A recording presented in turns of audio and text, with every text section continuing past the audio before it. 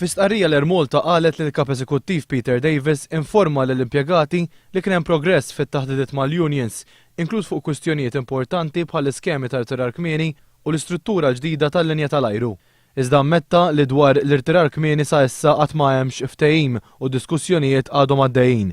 Qal li jaħseb li jkun f'pożizzjoni li jagħti aktar informazzjoni fil-ġimgħat illi ġejjin.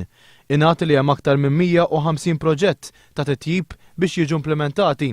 Dawn jinkludu n-negozjati fuq il-kuntratt tal-MIA, ir-reviżjoni tal-kuntratt tal-catering, negozjati mal-fornitur tal-informatika, l-oqsma tal-merkanzija u l-ground handling.